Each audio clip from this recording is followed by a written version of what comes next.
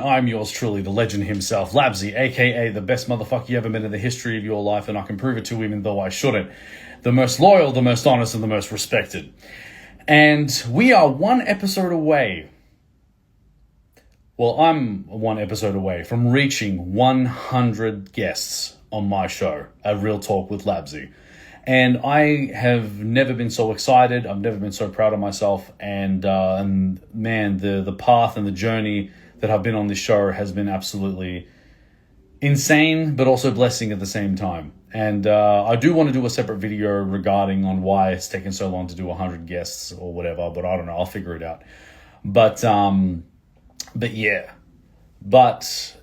we're in exciting times right now. So please be prepared. Please be excited with me. Please, don't, hang on. No, hang on.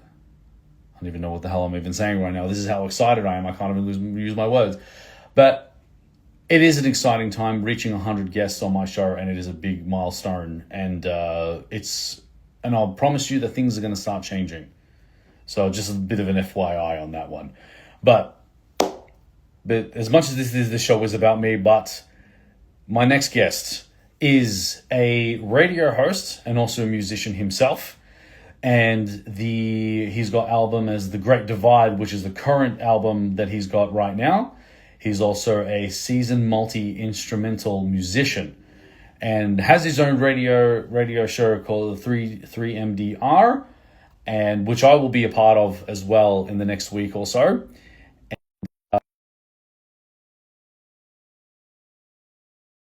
And while I'm bringing him in, so I met this man during Under the Radar. So shout out to Eleanor.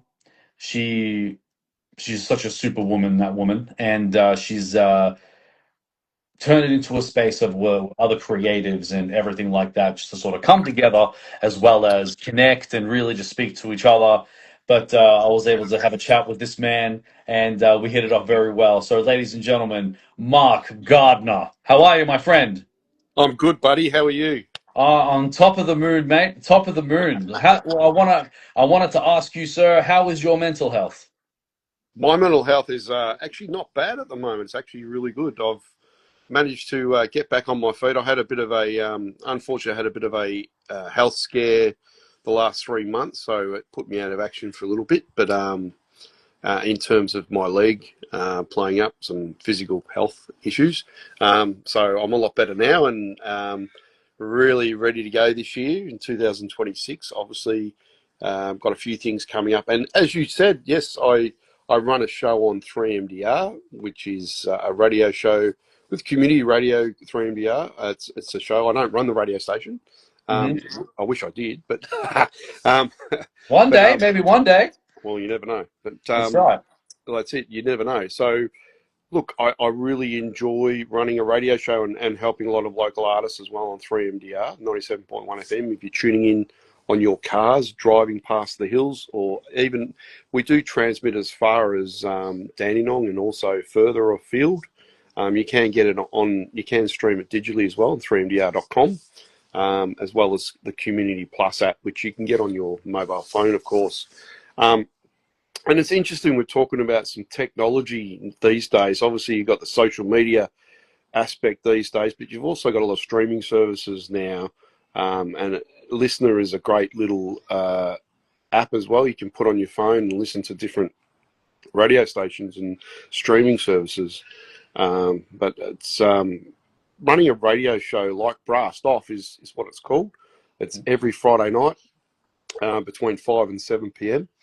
And I often play more brassy tunes, if you like, some more the soul, R&B, or I even mix in a few other genres. So we like to have a bit of rest from brass sometimes. So I put a few country numbers in, or I'll put a few rap numbers, or we'll have a guest come on and chat like I did last week with Zeus. Had Zeus in last week, and absolutely fantastic rap artist as well, and had Zane and Liesl as well came in. Fantastic rap artists around Melbourne. I've had many guests. Richard Ross, of course, a great folk artist in the hills, and has formed part of a duo with me, with Mr. Duo. But I got him in to sing his song. He's such a great artist. Probably not as recognised as he should be, but also, you know, running a show like that, it opens up a lot more doors for opportunities for performance.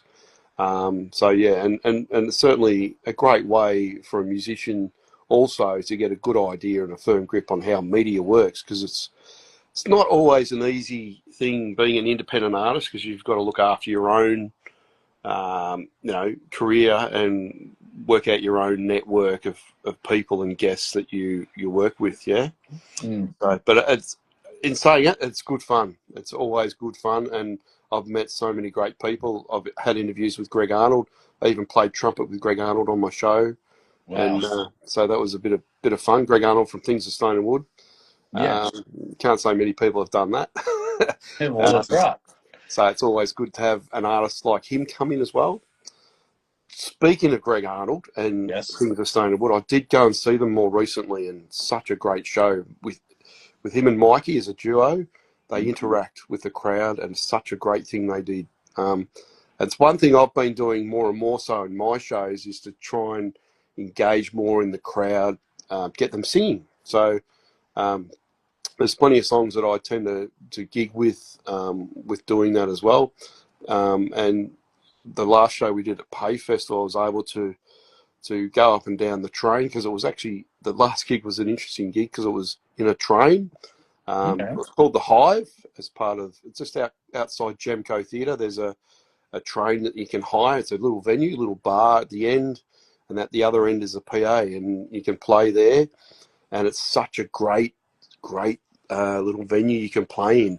And again, it's another aspect that you got to consider when you perform live. Engage your crowd. I was able to engage and walk around with my trumpet up Mm. and down the carriage, and while Richard was able to back me up on guitar and that. So you know, you've got to really, as an independent artist, network, constantly network, but also get out there and engage with people, and try and, in the real world, get out there and start knocking on doors and helping people, and it feeds back, right? So what you're doing here, Labzy, is great. It's fantastic, and thank you for having me on your show as well. It's great to be part of it, and being an artist, it's you can explore different avenues of music, but also explore different avenues of creativity. And I think one of the other things that you do is obviously podcasting things. I've sort of been looking at that as an aspect, because my interests are quite bold outside of music. I'm very into electronics and technology, as well as I teach. So I'm teaching electronics and tech as well. But also I do, as you can see, I do a little bit of gardening, not too much, but I do a Of little bit of course. gardening in Yeah. the background. So probably need to do more of that. There's something about gardening though that really, like, it's this sort of therapy in a way. You know what I'm saying? Like when you're just gardening, you're cleaning it up, getting rid of all the weeds. It just has some sort of satisfaction. Would you agree? Absolutely, and one of the things that helps your mental health, I think, is absolutely gardening, and also your physical health, because you're out there physically doing stuff. So I've been busily organising where I'm gonna put some plants of recent times. Um, I've been working on the front, and I'm pretty happy with the front, but I've just got to work on the back now. So I might even share a little few things around my backyard.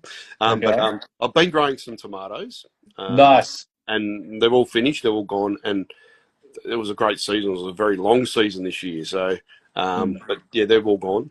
but Ah, okay.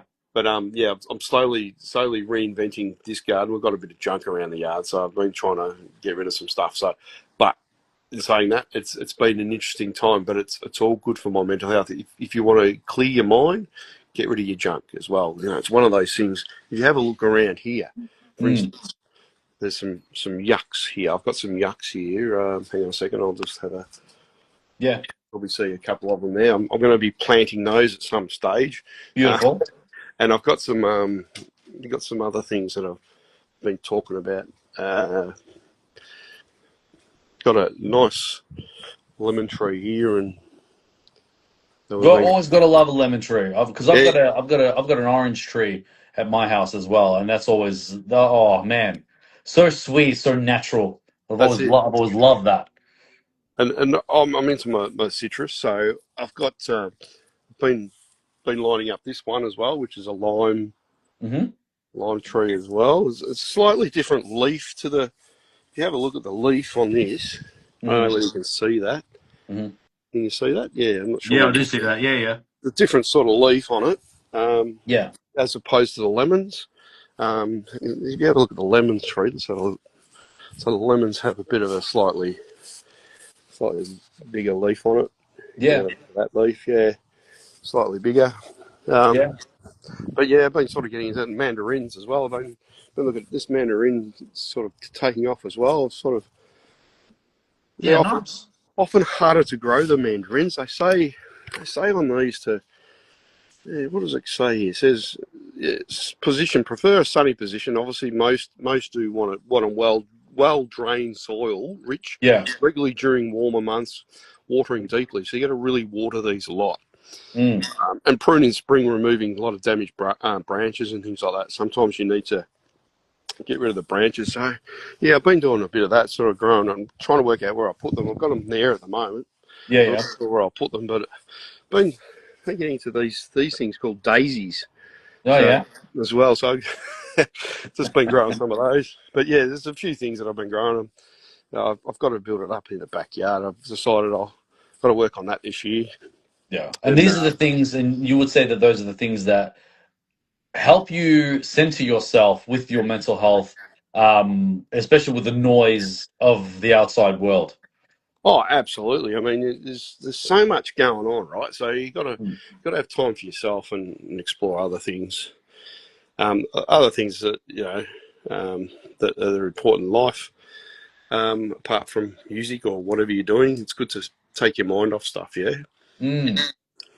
Yeah, I definitely agree, and I think even music plays a massive role in that as well because you know you want something to really speak to you in a way that nothing else can.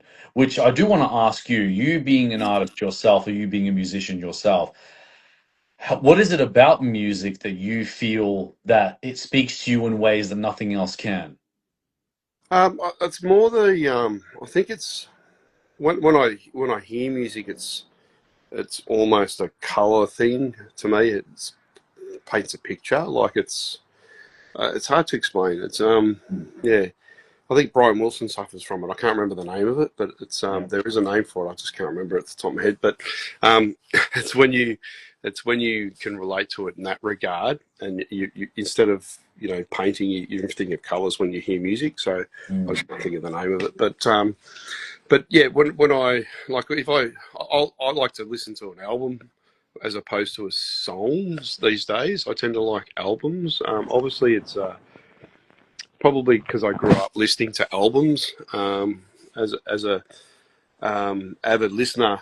When I first got into music, what got me into music was really going back to the early brass. I used to go with my father to often go shopping on a Saturday afternoon. Hmm. So come Christmas time, there was always a brass band playing Christmas carols, Mm. Okay. and that really got me into probably music indirectly. I didn't realise until sort of later that, yeah, I think back, I go, well, hang on, what really got me into it? I used to love hearing just the different harmonies and melodies in a brass band. And then come Anzac Day and all those special occasions, Remembrance Day, Anzac Day, the trumpet always stood out to me. So that's Yeah. probably why, I play a lot of trumpet, I think. Indirectly, it sort of stood out to me because it sort of installed in my head that music was big. But one of the biggest movies I always loved as a kid as well, when I was on a scout camp, believe it or not, when I was probably, I don't know, 13, maybe 12, a bit younger, maybe, I don't know, 10, might have been, no, might have been a little bit old, 13, 12. Yeah. Um, was Blues Brothers. The Yeah. Blues Yeah. Brothers Yeah. show. Yeah.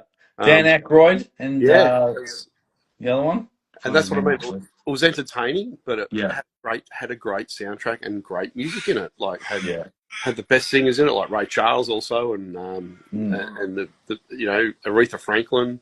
You Yeah. had obviously the Blues Brothers guys having fun, and it's some great players in the band. I mean, you couldn't get anything better than the Blues Brothers at the time. I just, I was really into that for quite a while as a kid, Mm. and I think that sort of certainly inspired me to get into a lot of music. I think, and certainly the blues and jazz sort of side of things. But later on, probably more so Hunters and Collectors and Chicago. Chicago was a massive influence on me when I Mm. heard Saturday in the Park come on the radio when I was pretty young. I think it was what was the other one? Do you know what the time is? All those sort of numbers in just the arrangements and just the vocal arrangements as well. What they could do, the sheer joy of listening to that really turned me on. Like it was just a real positive spin. And obviously bands like In Excess, sort of, as you could probably see, I've been wearing this great T-shirt. Yeah. Yeah, so I'm probably a huge fan. One of the one of the biggest fans of In Excess, I suppose. Okay. And I got to say, congratulations to In Excess because they got recognised at APRA Awards recently, Oh, wow. as well, being in the Hall of Fame of APRA, I think it is, which is Australian Performing Rights Association. And Jenny Morris did a really great speech actually about being in the band. And Mm. congratulations to them. It's fantastic. And for a band to get that recognition globally as they did and still getting recognised is amazing. And they're still releasing stuff, believe it or not. I picked up a live, rare live CD recently of Mm. them playing live on the radio in 1984. So they re-released it, obviously. They're still getting significant play across the world and Yeah. also here. One of the most remarkable bands. I think the song that really stood out to me was "What You Need." It had a great saxophone solo in it, and Yeah. never tear us apart. They're probably the greatest songs I've heard. And I mean, Listen Like These is definitely one of my favourite albums.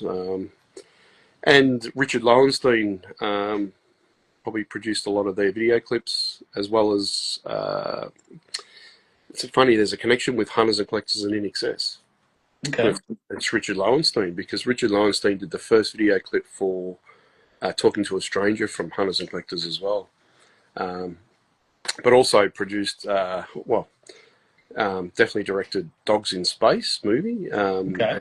Featured obviously Michael Hutchence in it as well. So yeah, one of the most remarkable bands I think that's come out of this country was definitely In Excess, and it's only because really Andrew Farris has been such a strong songwriter, Mm. strong songs, working with Michael obviously, and also the fact that they still were together until obviously in the mid-90s when he's no longer with us. So Michael Hutchence, but really In Excess did reform and they came back, but unfortunately, yeah. But Do it's you good feel to like see. it's not the same though?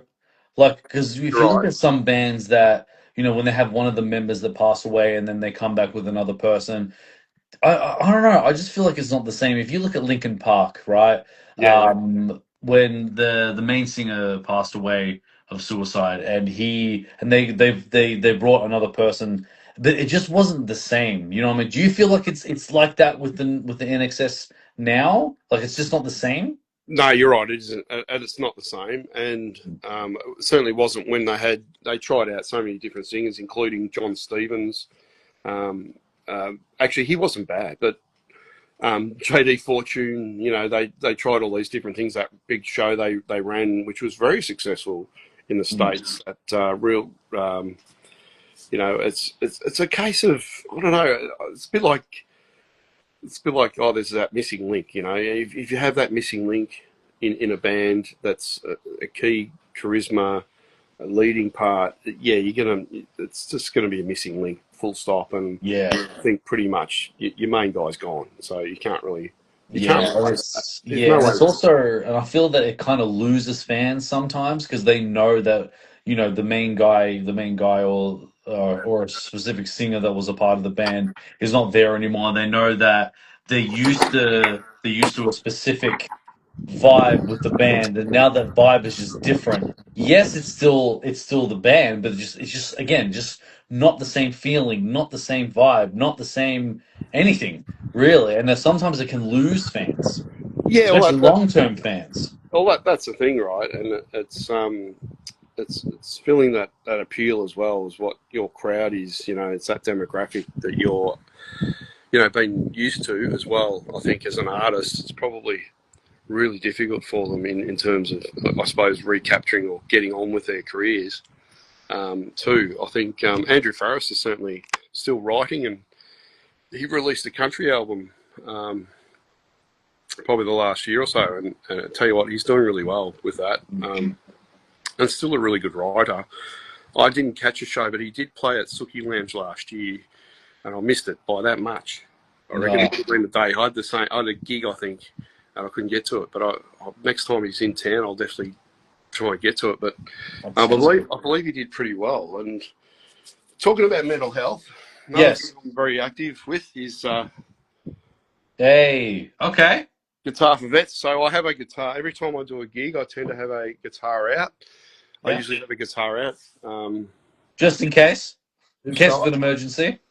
this fella out is a spare guitar that you can pop your money in the hole Yeah. and donate to the Guitar for Veterans Australia. I'm a guitar ambassador for Guitar for Vets Australia, and what Mhm. we do for mental health for our past vets is to help them. We give them a guitar, so it might be a refurbished guitar. I might even have one around here somewhere. Um, we give them a refurbished guitar, and what we do is we give them 10 free lessons, and they helps them get over their PTSD and whatever mental health issues they're suffering from. Music is such a great relief.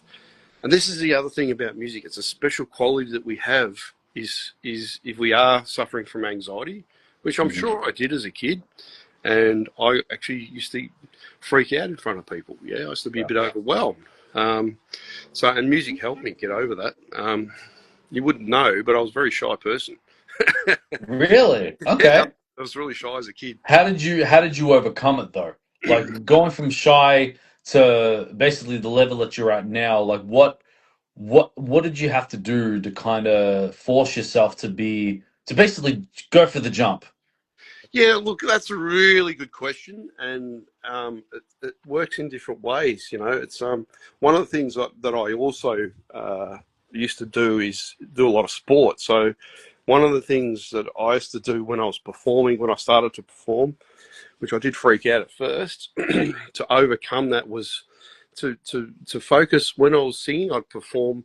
I'd focus on that end object in the room or a light right at the end of the room. Just focus on that, yeah. And then you just gradually and smile, breathe.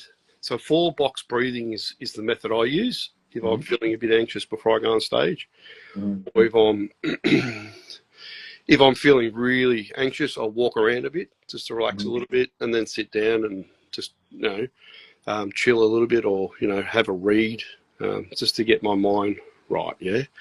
Yeah. Often you have to do that. You have to just think about something else. Yeah. And I Would you know, say would you say that's how you mentally prepare to be on stage as well? yeah. Look, a lot of the times I do. I tend to say, look, I'll have a sip of water, and just have a bit of a breather. Just breathe in, breathe out. Also get around. If I've got another performer with me, we'll talk it up and go 1, 2, 3, yay! Or we'll have a bit of a get together. If it's a band situation, we join hands and um, we're ready for this show. This is going to be our best show. We're going to put in the best show we ever do. We'll get together and just relax a little bit as well and chill, crack a few jokes. Mhm. So yeah, it's all about having fun too. I think you got to have that fun element too. So if you bring that along, you're going to be halfway there. Yeah.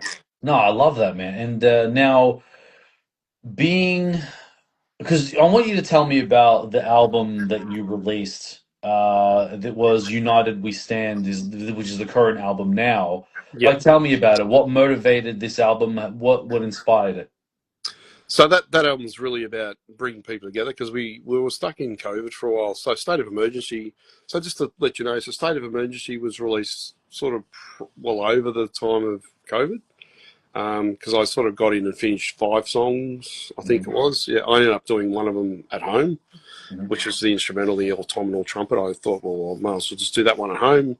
And I did all the, the mastering and all that, so send it off, and we were able to do all that sort of stuff. So it was all mixed and ready to go. So we had 5 that were finished, I think, at the time. So I thought, let's send them off, we'll get that done.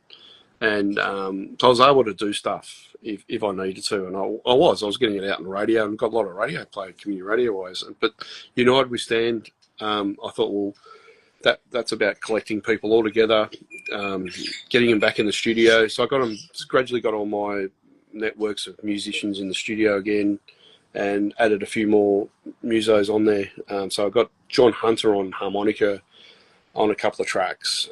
Great ex-vet, actually, plays a lot of harmonica, and great songwriter as well. John Hunter, Combo he goes under, and he was awesome playing harmonica on a few tracks there, like Enough. He got on Enough. He also plays on What's the Colour of Money and a few others. Yeah, so but yeah, pretty much getting the band back together in terms of in the studio, and just giving them the opportunity to feel better about themselves again out of COVID as well, and just to reunite. And I thought, well, we'll call it United We Stand, and because we're musos, we've got to get back out there and play again and play live. It was one of the things that we couldn't do over COVID, was we couldn't play live, as you know.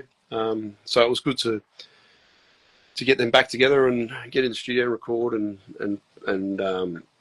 in particular get more players on the album. So I had Brendan as well on there, Brendan Ford. He's out of the Brendel duo. So Brendan Ford is a really, really good blues guitarist around town, emerging blues guitarist. And so I grabbed him for Trouser Party, actually. So he's played on that EP. But I also got, so that a lot of the tracks on the EP, four of the tracks are on the album.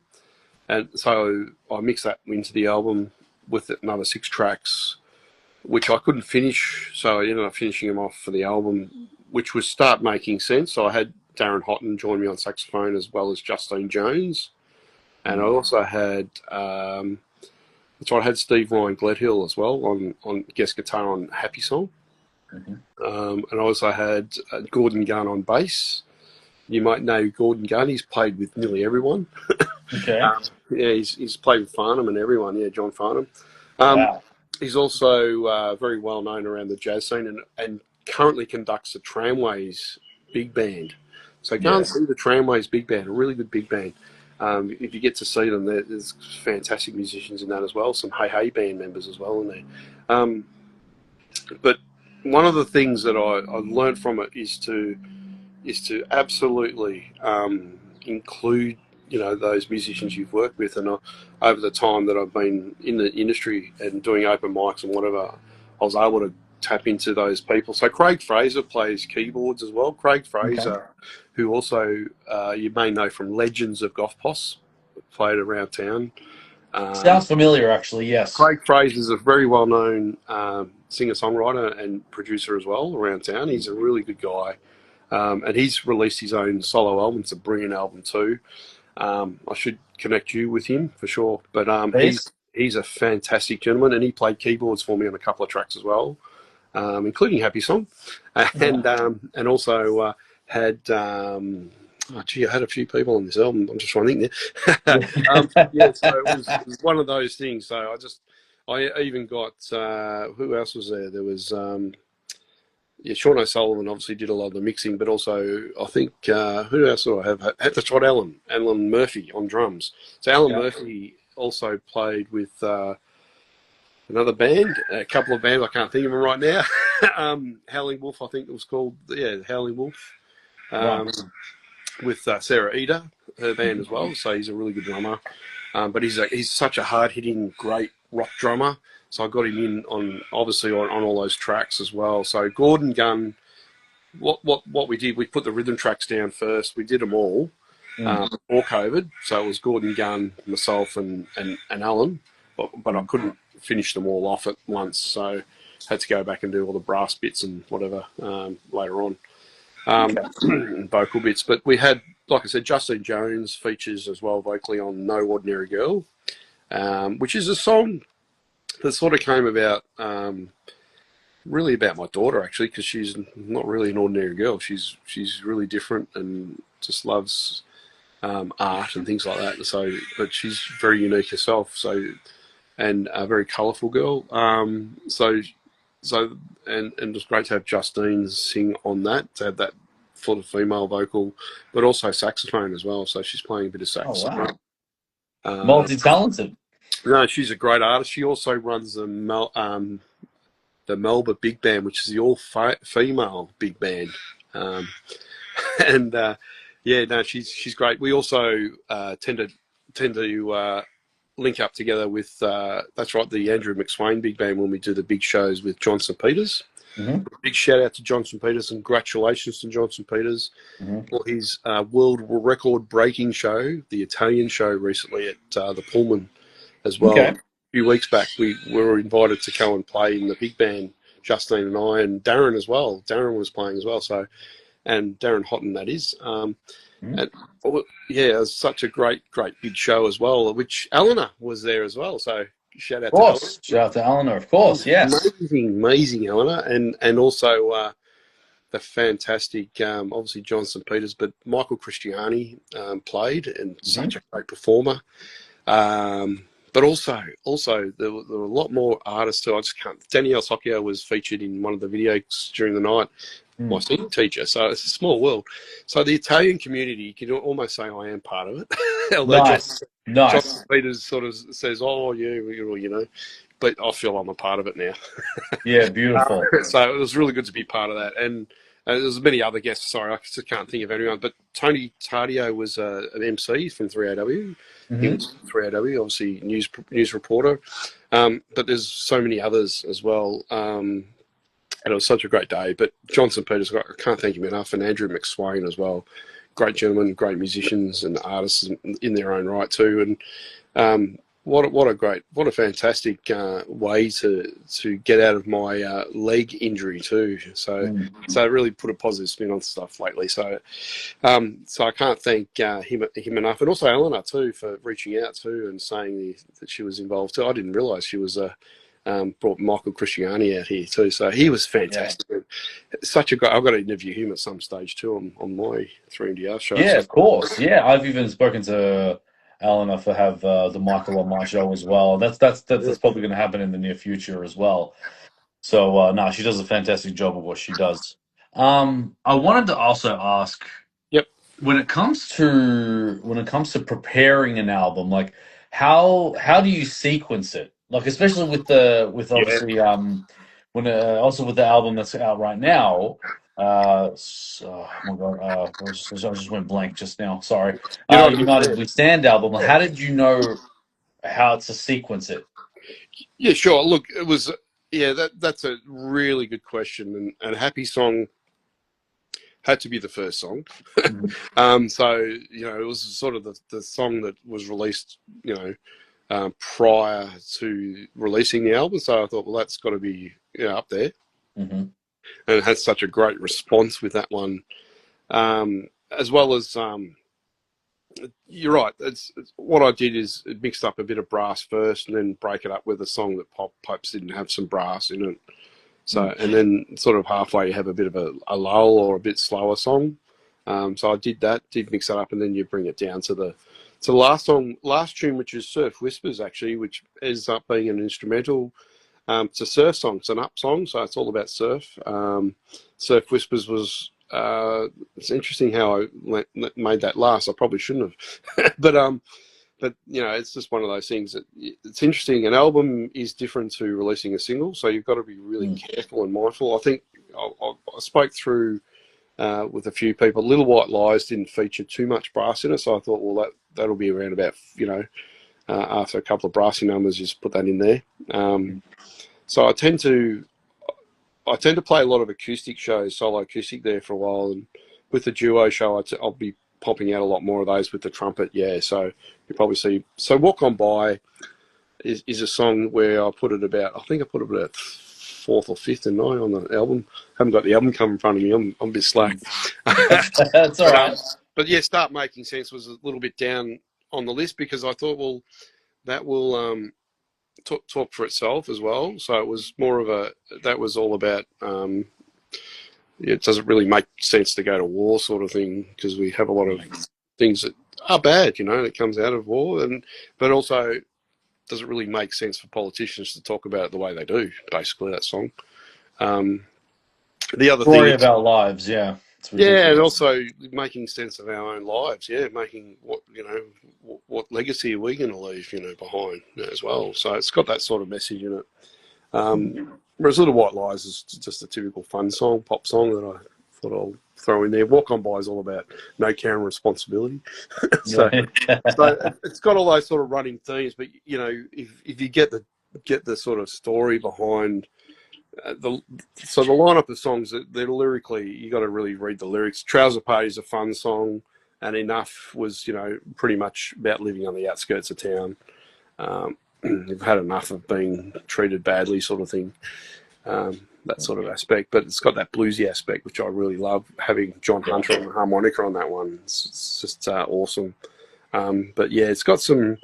I got to say, it was a case of some of them, like the Happy Song is fairly long. It's not a long song, but it's long enough these Yeah.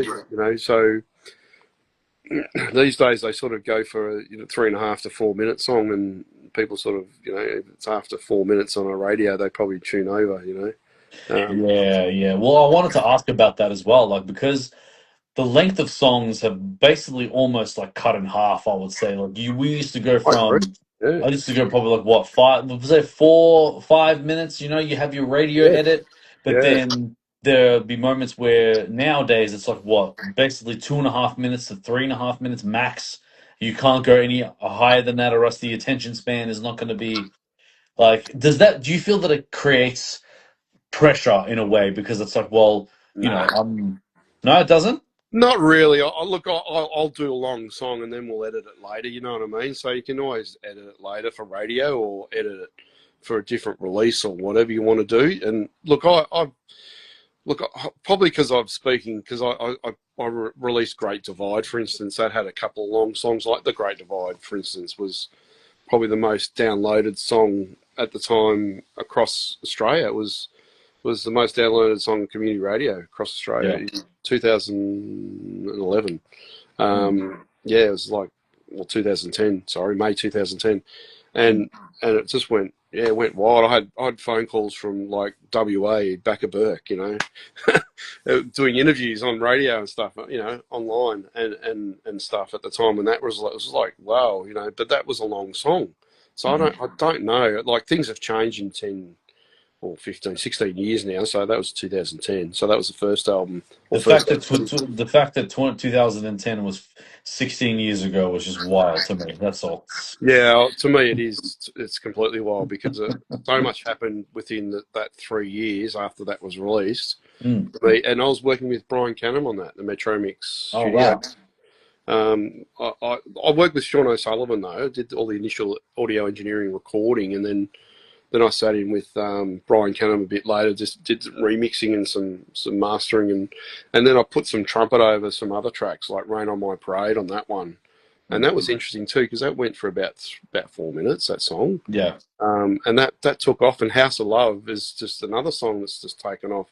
Every time I play that acoustically live and I get people singing, I went into a crowd of, you could talk to Liesl about this. I went and played at the Angry Dog a few months back, and one night went in and played, and I got them all singing that the whole brass line, na na na na na na na na na na, So, and those sort of themes that I tend to use, come up with some melody lines, and it just helps with the engagement. But one thing that I noticed, even though it is a long song, you can still get people engaged and keep them going. It's so it does work. So there's no method in the madness. I think radio though it can be quite radio friendly to have 3.5 minute songs or 3 minute songs tops these days. I think, but like you said, they've halved a lot of. Like I think the Chaps, have a song 2 minutes or 2.5 minutes. King Lizard and the Wizard Lizards, or what are they called? They're 2.5 minute songs. They're Yeah. great artists. Don't get me wrong, they're great artists, but even the punk band, what's it called? I can't remember the name. But they're also massive as well. They won an APRA award too recently. Amel and the Sniffers, I'm talking about. Yeah. Interesting band. Mhm. I can't say I'm a huge fan, but Yeah. but they put some interesting stuff out, and they're doing well. Good on them. But there are certainly those aspects where you've got that sort of climate where you've got to put the message across. You'll do it well. But Raucous is another band that just recently did a 2-minute song. I can't really say it on here, but it's the title is probably not too child friendly. It's more on the explicit side. Yeah, so I won't say it Right. on here. Right. Basically stuff by AI. Yeah, it's a good song though, Yeah. and it's Okay. a good message, and it's a punk song. They're a punk band, Raucous, and all female, and great band. Again, that's probably about 2 minutes. That's probably more recent recording that I've heard. I have noticed a lot of artists are sort of getting under 4 minutes and 3.5 minutes. So if you are wanting radio play, I'd probably stick to the 3.5 to 4 minute rule. Yeah. I wouldn't go over too much of the 4 minute mark. Yeah, these days, I think it has been reduced by a half minute. But if you're going to release an album, why not put the extra half minute on there or extra minute or whatever? Well, yeah, that's right. And I've always believed that, I mean, we shouldn't be if you've got fans or people that are very looking forward to listening to your album, Yeah. they should be listening to you forever, really, whether it's 2 minutes or 5 minutes, 10 minutes, 15 minutes, it doesn't matter. If they believe in your craft, they love who you are and what you do artistically and Yeah. authentically, then the time should not really have a limit, in my honest opinion, anyway. Oh, absolutely. It doesn't matter as long as you're getting your message across and you get your melodies in there, and you're enjoying it, and you have all the elements of your songwriting and lyric people can understand. I think that's the biggest thing is lyric content, what it's about, having that enjoyment, but also having that factor of closure as well. So when you close off a song, it's really important to have a nice ending. I find that's me personally. But some people just like to finish right on the end of the chorus. That's fine too. I still like them. I do like music at the end of a song. One of the things that got me into that, I think, where the inspiration for that is probably Dire Straits. I used to do it with On Every Street and a few other numbers, but also In Excess did that a little bit too in their songs. They tend to do that with the arrangements. And I guess too, Hunters and Collectors is probably another one. Used to have a nice brass end to songs. You'll probably hear a lot of their songs where they have a nice brass ending. Even early soul numbers, they often had that nice brass ending, that really seventh chord ending, the dramatic final outcome, So it's got to have closure. Yeah, I guess is the word. It's almost like when you write an essay, you have introduction, you have your verses, and then you have your verses. You have your paragraphs, and then you have your conclusion, sort of thing. So it's almost the same, in a sense. Yeah. But if you're into writing, and it's one of the things that I've sort of haven't really thought about, but on reflection, I'm pretty much a writer, left, right, and centre. I tend to focus more on the lyrics and the message, I think, too, and try and get that across as well as the music and setting up. The music sets up the scene, it really does. So it depends on, I mean, I've got a song called Here We Go that probably should be out there soon, that I've had for years. And I have recorded it with the band called the Broken Sweethearts as well. And we did do an EP, Picture in My Pocket, with that release on there, and Forever Girl as well. Nice. And a few Yeah, other. you're just everywhere. You're just everywhere with different bands and different people. Oh yeah, Man. yeah. Yeah. But look, it's been those experiences though that makes me who I am today, right? Yeah. So I mean, the Broken Sweethearts is a great band, and Steve Ryan Gledhill, and I we still talk to each other, and I talk to a lot of those members still, and Sammy on drums and Hugo on bass, as well as a few other guys that we've had over the time in that band. That's how I got going. I mean, we learned our chops. You may see some video clips of us playing live at the ESPY. We were playing the front bar quite regularly at the time. In the end, and we also in the ESPY there in St Kilda. But we had some quite some good radio play, and we also had some really fine interest coming out. Which leads me to Sail to You, which is a song that is also included on the album United We Stand, which we recorded it with Broken Sweethearts, that one, and that was different. But I had released it just digitally. I didn't release it on the physical, and the only one was the other one I released on digital as well, not on the physical, which I tend to do as well now. Are you talking about like Spotify and Apple Music and stuff like that? Okay. Yeah.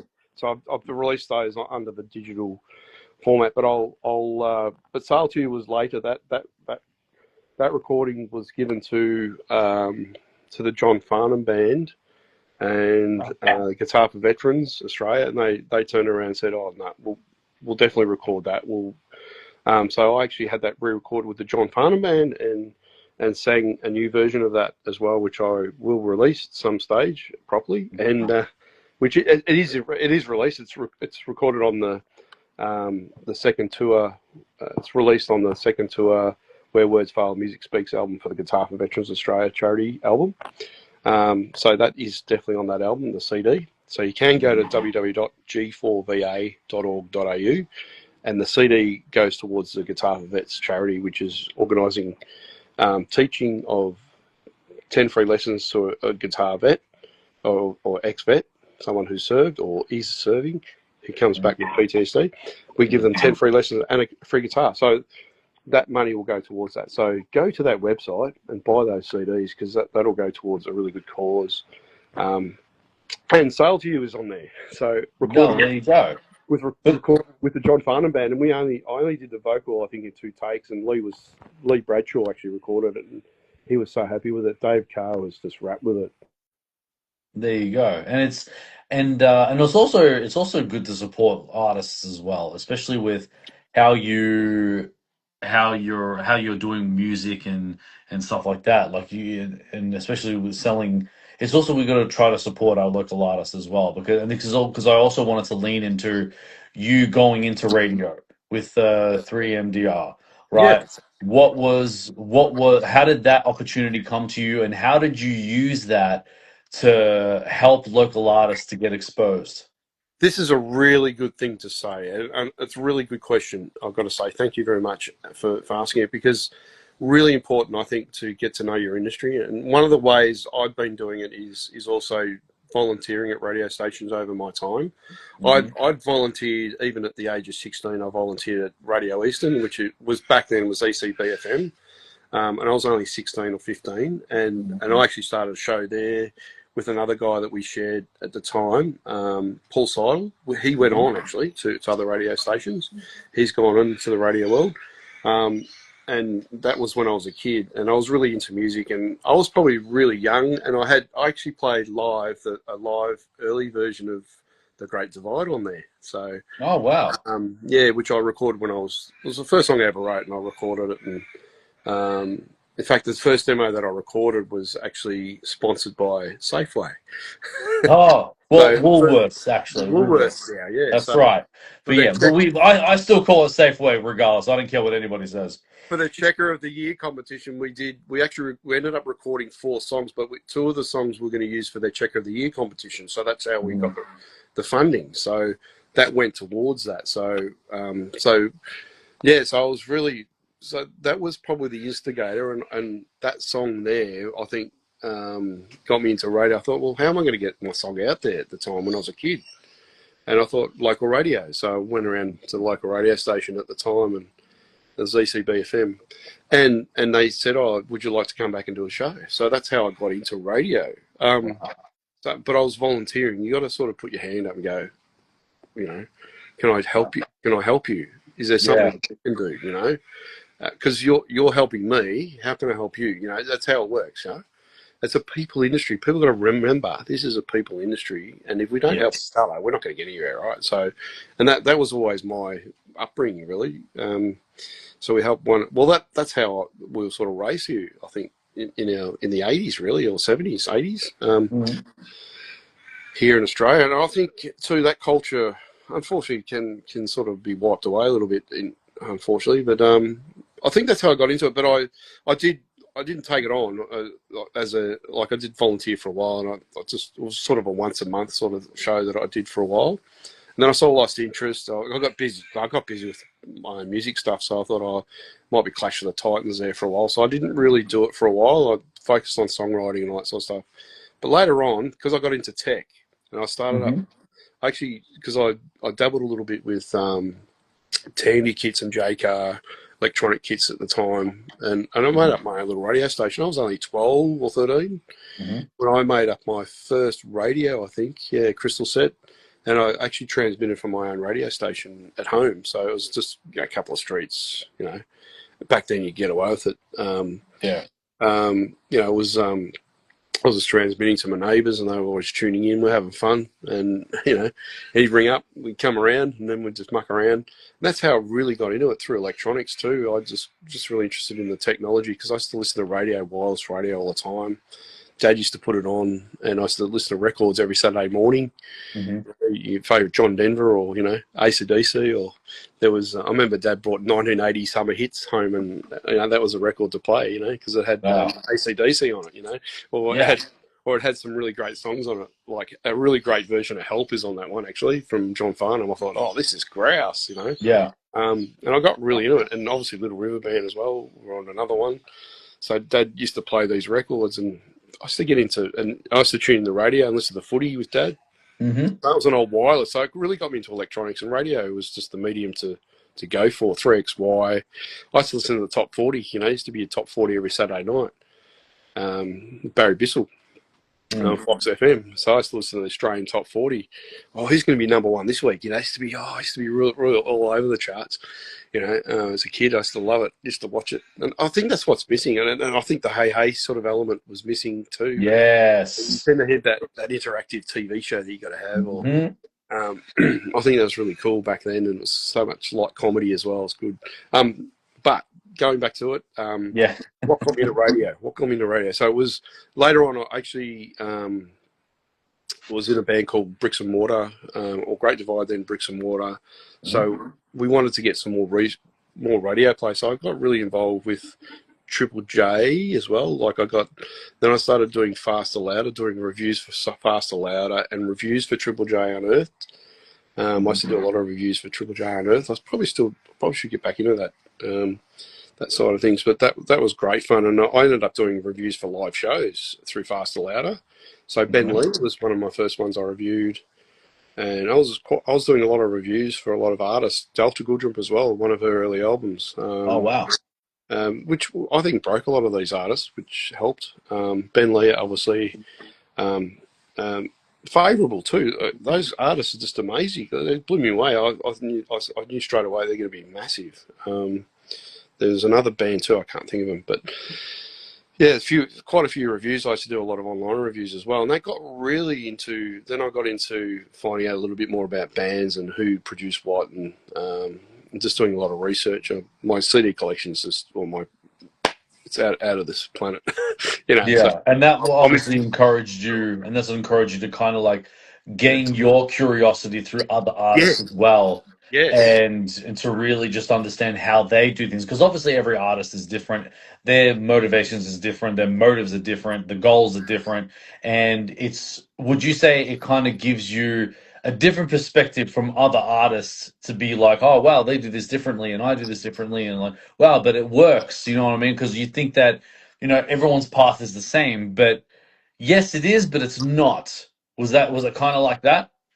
yeah, you're probably right in saying that. Yeah, absolutely, because you're tinkering around, and then you come across a few things, and you go, well, okay, go with that. You know, we'll go with that one.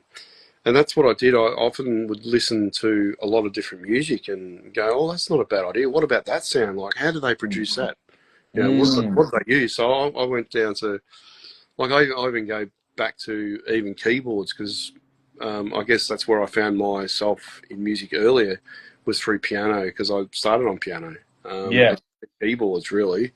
And then trumpet came along, and guitar, really. I think that's where it all came from. And I think even lyrically as well, delivery of lyrics and how you vocalize that too, sort of, how do you do those sort of things? like I'd watch artists and listen to a lot of different albums over the Mm. time. Amazing. I find I probably did a lot more listening than playing back then. I think I just the soul, just even early soul music is just amazing what you get out of just listening to it. And they didn't have much technology back then, but just the sounds they were getting and how they're creating it. What are they doing to create that? So I'd learned different blues scales and different scales and different modes. So it's all about modal scales. It's one of the things that I got into, particularly when I was playing jazz with trumpet. That really tuned my ears to melody and a little bit more into. I was playing in brass bands and obviously concert bands and later on, obviously of late, I've been playing in community big bands and wind symphonies and things like that, just to open my ears for different sounds. Mm. Because wind symphonies, you have oboes Oh yeah. and bassoons, and you have xylophones and percussion, all these other instruments. It's like, well, yeah, I could probably create that sort of atmosphere with what I'm doing with later on too. So, and I was very lucky as a child at the age of 14, 15, 16. I was playing in a local Ringwood Festival Orchestra as well as a brass band and the school concert band. So I was very lucky growing up. I was exposed to a lot of different sounds. And I think that's what you got to do is train your ear. If you're a musician starting out, train your ear to different sounds. Listen Wow. to different things. Because I'd often, while I was studying, I'd often listen to a classical record like Tchaikovsky or Ravel, one of the famous composers, but I'd listen to the sounds. And I think that's probably what, subconsciously, that's what I've been doing all my life, is probably listening. Yeah. Because I've been complimented, like people would say to me, "Oh, you've got a good ear, Labzy. You have a really good ear." Because I would always listen to sounds that sounds very familiar to me, whether if I've heard it from a completely different song or it sounds they've used this similar melodies into a different type of beat. And because obviously, if you look at samples and they try to copy the type of beat, you can actually recognize it. Like with my ear, I can recognize like, oh, this is from this, and this, and then they're like, "Wow, I didn't even realize you realize that. That's such a good ear." I'm like, "Yeah, bro. When I hear something that sounds familiar, my Yeah, brain just starts to like light up." Basically, would that kind of be the same for you? absolutely. I think too, people like Billy Joel and Elton John are really good at it too, with their keyboards and different sounds that they come up with and arrangements that they've come up over the time. Bruce Springsteen's another one who does different sounds and starting to do different things as well. But there's many others. You listen to the Bob Clearmountain mastering and sounds that he's done for just the architecture of sound, Yeah. and just what they create, these producers as well. Some of the Mark Ronson's just amazing, stuff he does. I've only really just discovered Mark Ronson. I don't know where I've been, but anyway, the stuff he did with Amy Winehouse, yeah, it's just amazing the stuff he's done. Just explore it. He does hip hop, so or a bit of mixture of stuff. So, but he's really got a well-rounded ear because he knows brass as well. So, which is really cool. Yeah. And the hip hop and funk and soul and jazz and blues that he's amazing, that guy. So, it's really good to be switched on to different producers too. I think one of the ones that I grew up with is obviously Mark Opitz is one of the Australian producer, and he's produced a lot of albums like Out of Mind, Out of Sight from Models, Shabu Shabar from In Excess, quite a few albums. Very knowledgeable. Chris Thomas as well with In Excess has worked Yeah. well with In Excess. Wayne Labzy with Midnight Oil. So Midnight Oil, amazing band, and they again, it's just those producers. If you don't have those guys behind your band, you're probably not going to be half the man you wouldn't have sold as many records, right? So these guys are just the top of the game. And Mark Opitz is still around. He's an amazing guy. Still works quite busily as well. I think. Well, I'm not sure whether he still does it, but he certainly was to a later stage. But he's certainly still around and still loves it, I think. And Wayne Lindsay as well is doing all sorts of stuff. Mm. But these guys are, there's other producers out there that are just amazing. Our local producers here, Simon Morrow. Go and have a look at his back catalogue. Who he's worked with. Anthony Galea, another guy. He's just Boss. these guys are just. We've got the best on the best here in Australia as well. Like there's actually what Simon's creating as well. He's got he works with different producers. Like he's got other producers as well that he knows, and he's got like there's 10 other producers around him that are just amazing. They're amazing guys and girls, you know.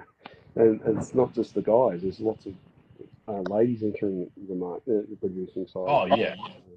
Oh yeah, I feel like there's a lot of talent just out there, just so much stuff. Because I think it was it was about two, was it almost 3 years ago now that I started hanging out with local artists in the hip hop scene, right?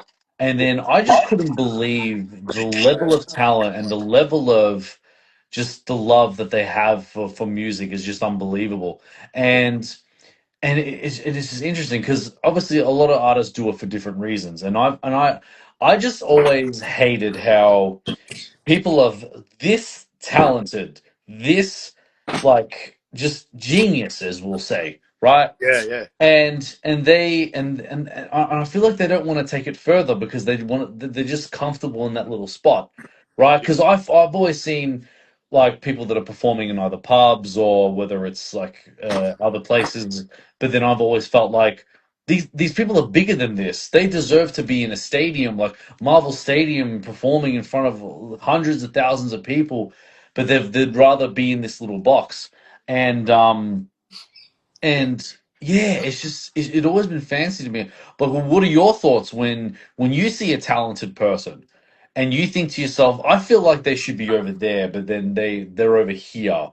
Like, does that confuse you sometimes as well? yeah. It does. Like, I mean, Tash Sultana's another interesting artist. Like, she started out busking, and probably should be more recognised here in Australia, to be quite honest. But she's more recognised overseas. I don't know why, but Mm, certainly is recognised here, but probably not to the degree that I really think that she should. You know, she's amazing. She's a multi-instrumentalist looper. mm, Plays trumpet, saxophone, guitar, sings, plays drums, bass. There's nothing that she can't do. She's mm. amazing. And again, a producer, sort of singer-songwriter, works really hard, and really got her. She really got signed up because she was just kept on putting stuff on YouTube and just doing stuff from home and out of her own studio in Brunswick next door to Deluxe Mastering, believe it or not. So she's an amazing artist and surrounded herself with the right people, I think, and just kept working it. But I don't know why she's not bigger here in Australia. I don't know. I Yeah. don't know the trick. I don't. But there are artists that I've seen here as well that I've seen over the years. Natalie Gouch is another one. I don't understand why she's not bigger here, but she's massive. Like she's top 10 in America now with one of her songs. Like, it's funny. Really? I was talking to her recently, and she's now 4 weeks in a row number one on the indie country charts with her latest song. So it could be the start of great things. I said to her, it's going to happen for you. But she was from Australian Idol. She won Australian Idol. She went back to the UK and she's come back and she's got some great material and still not recognised. Like you listen to her songs, it is great. And Yeah. she's worked with Jules Holland and all sorts of people. Oh wow. And she's really like her songs Big Dream. It's really brassy, and she's got another song too that's really brassy, and she could go and like she's got that Amy Winehouse thing going on as well as country as well as everything. She's got lots going on. I think again she could go blazes. She's got so much talent, but there's also there's so many. So there's another girl called Samantha Sharp. She's another one Mm, I used to see at the Caribbean Market quite mm, often. When they used to have the Caribbean Market around in Scoresby, they used to go there quite a bit, and I performed there too. But she bussed there, and she bussed there a lot when I was mm. walking through and at the market there. And again, another artist. She's just released a song, so hopefully she starts to get some recognition as well. Samantha Sharp, look out for her. Yeah, Um, absolutely. Absolutely. and there's a few others too. There's I just can't. Like Richard Ross is another guy. He's a really good, great folk artist. Christian Mitzi, really well known around probably Melbourne scene, the folk scene, probably not around Australia as much. Mm, Maybe, I don't know, starting to getting a lot more recognition. He's got some really good producers. Kalju Tonimo has been working with him. really good producer who's worked with Hunters and Collectors and quite a few other acts over the time. Yeah. So Christian Missy's another one. There's some really big Hayley Jensen as well, starting to get some traction with the country. But again, she's not massive over Australia. I don't understand why she's not. Hayley Jensen's another really great act. There's Marcel Phoenix. She's starting to attract some really good attention lately. But again, I don't know why she's not bigger than she is. Yeah. Really top act. Kat Greta, she's starting to as well. And yeah, I've lost count. There's so many good acts. Even to the point where even some of the bands that I've known over the time as well, that I was really surprised about. A band called Parker that I thought might be big, and they weren't as big that I thought they'd get. And Legends of the Goth Boss is another band I think should be bigger. That's just me. I just reckon they're a great band, great fun band. And Jungle Fusion was another artist, Dako Jokovic. He's a great guitarist. I thought he'd be massive, but didn't really take off. Lloyd Spiegel, he's starting to really do things now. It's taken him a lot. Yeah, Lloyd Spiegel's a great blues artist, but again, probably not massive here in Australia, but massive overseas in the blues scene. He's getting bigger, obviously, here in Australia, but it's just taken a lot longer, I think, for him. Unfortunately, I don't know why, but it just seems to. It is a weird thing, especially when it comes to the popularity in Australia, because I've always felt that if you look at mainstream radio stations, they only will play whether it's the record labels overseas are telling them to play, or something else. I don't know. I mean, population does play a role in it as well, because if you look at the difference between Yeah, Australia and America, we've only got what 12.25% in comparison to the US, even though our country can basically fill 90% of it. You know what I mean? It is an interesting thing, which I do think population plays a role in it as well, because hence why if you go into a place where there's 300 million, eventually there's going to be places where you're going to blow up much easier, because there's more people. It's a higher chance of people knowing who you are, as whether in Australia, like it's only like we got what 6 million here or 7 million here in Victoria, 8 million in New South Wales, and obviously the rest will follow, but hence why we're all mostly all spread out. That's probably why.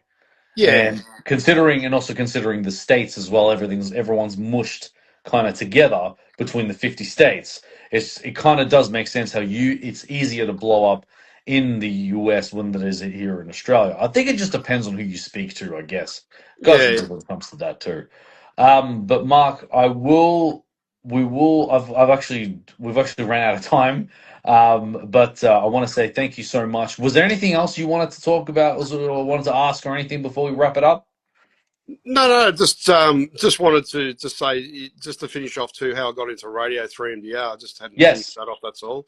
Yep. So another aspect was the fact that I worked at 3WBC for over 10 years or whatever, and do a show there for a bit at 3WBC 94.1 FM, and that was great through Vian, through a Sunday travel show that I set up, but also Australian made show through Paul Hooper. We shared the show. It was great to be part of that, and that really launched me into getting to more community radio. I later had a bit of a break in between, but I went to Southern FM. Southern FM came up because of COVID, really, and because we couldn't gig, I thought, well, I'll start up the Brass Oz and Indie show, which I did do, and that took off basically straight away for about 2.5 years, 3 years I was there. 3.5 years or something, 3.5 years, I think I was there. So that was great, and it gave a lot of opportunities to other artists that weren't being heard at the time. And I guess it was probably a little bit far for me to do a show late at night on a Wednesday evening. So I thought, well, I'll find a show more local to me where I am. So 3MBR came up, so I started up the show on the drive time.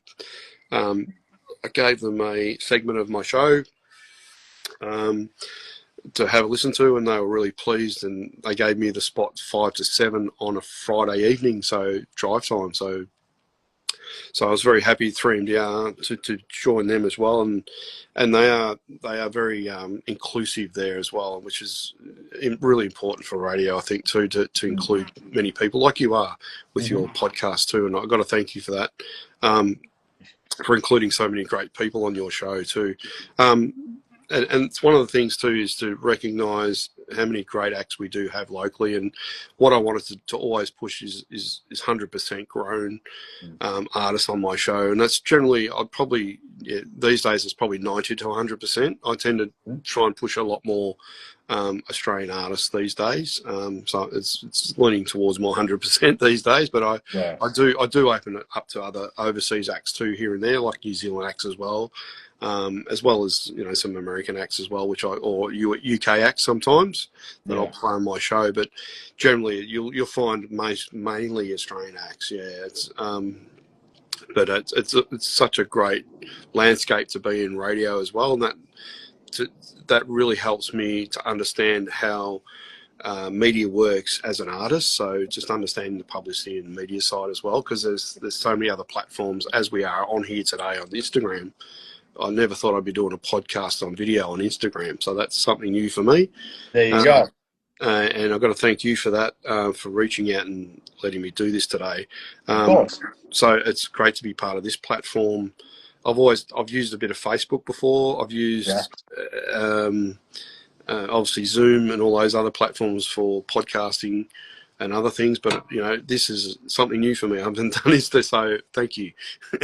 No worries, man. Of course, at any time. And it's also this was also like the starting point for my show until it goes into the proper setup of the podcast. I've already got a lot of stuff ready. We just got to move out first, and then obviously have a studio in there and construct it, and we'll be ready to go. But this was always the best way to kind of use social media to kind of connect with not just people in Australia, but all around the world as well. And I'm happy to say that I've done a fantastic job of building a lot of connections and building a lot of friendships and relationships over there. And it's been a great journey. So, man, but one last question. Yes. Before we go, if you were stuck on an island and you can only listen to 3 albums, what would they be? 3 albums. Wow. Dark Side of the Moon. Okay. The Swing from INXS. Okay. Ghost Nation, I think, from Hunters and Collectors. Okay. There's the 3. Wow, that was really fast. Yeah. Wow, you really know your music, man. But we'll wrap it up here, Mark. I want to say thank you so much for joining me and taking the time. And I want to say thank you for the people that have joined in. Please go follow this man. This man, one of the most knowledgeable mans in music. And I will be on the radio show next week. Yes. And that we want everyone to tune in. And so Mark, we'll definitely keep in contact. And we'll wrap it up here. You enjoy the rest of your weekend, sir. We'll definitely keep in contact. All right. Thank you very much, Labzy. You're awesome. All right. Thank you so much, guys. Have a good day, guys. Cheers, guys. Thank Bye. you. Bye.